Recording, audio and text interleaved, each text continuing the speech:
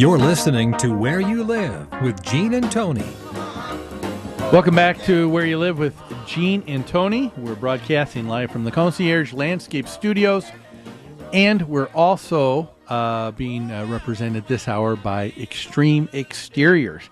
Our topic, of course, has been with the president of the National Homeowners Advocacy Group, Harvella Jones. And Tony, you know, when we were talking to Harvella, there just seemed to be a disconnect, and I think it seemed to be almost kind of an emotional thing that she just didn't want to bring herself to acknowledging, not necessarily something that was a point of fact, and that is that an HOA does have an obligation to all its members, not a few. Yes. And even though there's so many times the camera is pointed on the one or two that are being foreclosed on, saying, isn't that terrible? We don't take a look and say, isn't it terrible what's happening to the other 80 people who are also, we don't know, maybe this close, very close to being able to be in foreclosure themselves, but are making the payments, being faithful, paying their assessments to the Homeowners Association, and now would have to be burdened with this extra expense. Yeah, I don't understand that part. I tried to ask Harvella a couple different ways how that very question. If my neighbor stops paying their assessments, then my assessments eventually are going to increase because I have to cover what they're not paying. And she kept denying that was the situation. So, and I'm not quite sure what that argument was. It didn't make sense to me. Yeah. And she seemed to base it on the number of amenities in the association. An association cannot charge you fees if they're not providing you with some kind of service. So maybe it's not a swimming pool and water and sewer and trash and recycling. Maybe you're in a single-family home association where you share the cost of street lighting, or you share the cost of road repair, or sometimes it's as simple as you have a monument sign at the end of the road that says, "Welcome to Happy Havens," and you have to share the cost of maintaining that. They don't just arbitrarily put you in a homeowners association and start charging you fees. Right, and they can't, because the other part of it is, and a lot of it is all legal, is something that has been set, and we talked about this so many times before. An HOA is incorporated in the state where they reside. That's right. And so they're and not only just a corporation, but they're a nonprofit corporation. So the only thing that they're allowed to charge is the money that's needed to supply the services that are required for that group. And you're right. In her case, in a single-family detached home HOA, there may be a monument sign, a few street lamps, and she said, what, 120 a year? 150 a year. She said it went up to 150 a year. We don't know what services were included in that 150, and it doesn't matter. It doesn't matter. There were services included in the 150. Now, my support always of the Homeowners Association's ability to foreclose a lien for non-payment of assessments is because they have bills to pay for you, Mr. Homeowner, who are not paying your assessments. Whatever those bills are, your neighbors are covering for you when you don't pay, and that's not okay. The second piece being, the association can't shut off your services. She said, why not shut off the services then if you can't? You cannot. It's not legal to do so. It's not legal to do so. There's been some recent decisions where associations or members of associations who are sick and tired of paying the bills for those that don't pay are trying to get the ability to shut off services. We've talked about that, and I think you and I would be certainly open to that as being allowed because as a solution, because it seems right in a single family home. It's not a part of an HOA. If they're not paying the water bill, the water company has the ability to shut off the service. Water. That's right. And so if the HOA needs to pay the water for the people that are and the others aren't, I would think it certainly stands to reason that they should be able to shut off the water then too. Yeah. And that homeowner would face the same consequence. But you're right, it's not.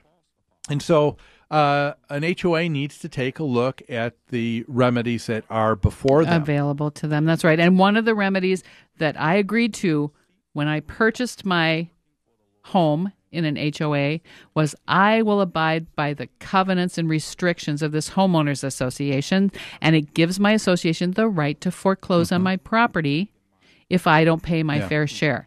And for this advocacy group to say that's not constitutional, or that's not meaningful, or that's merely contractual law, what the heck? Yeah, it is. It's contractual law, and I agreed to do it.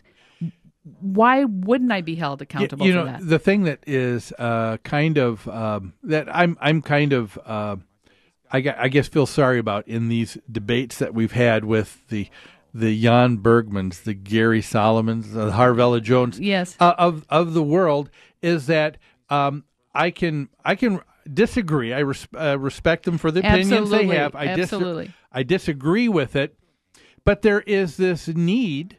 For all of them, a common thread is always to name, call, and discredit. And an organization that gets maligned and discredited all the time, all of them have said it, CAI. Yeah, the Community Associations Institute. And they are spreading these crazy rumors about that professional organization. Tell us what they're about. What CAI is about.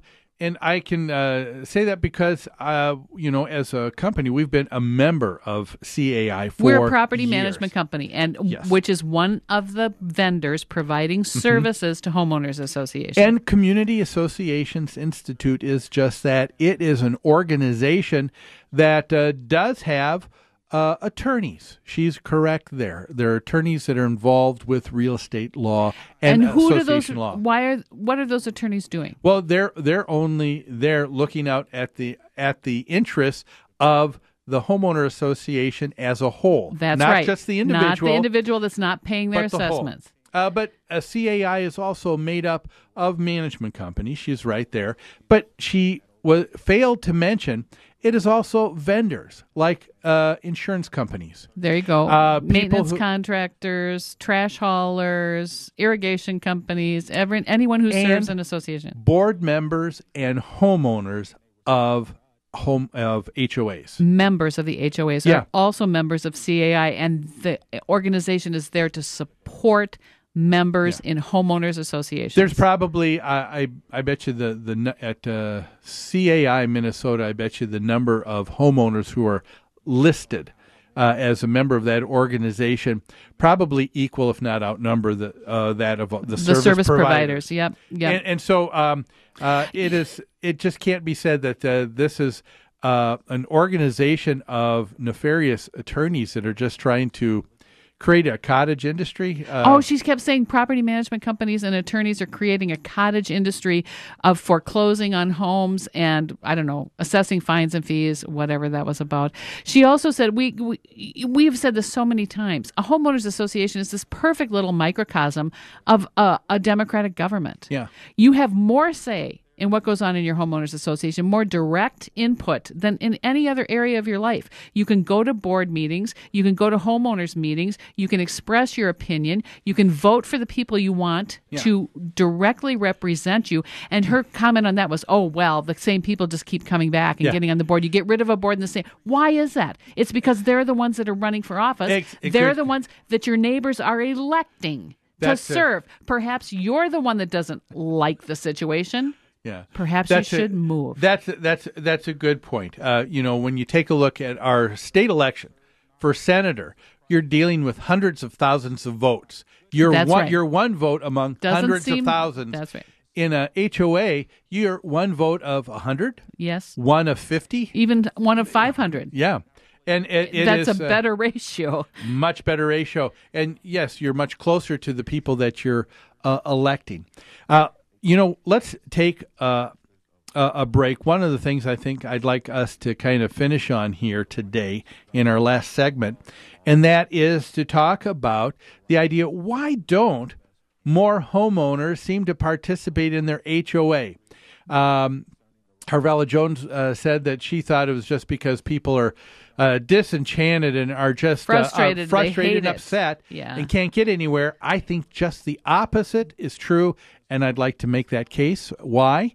But we'll take a break right now. You're listening to Where You Live with Gene and Tony on AM 1280 The Patriot. Back after this.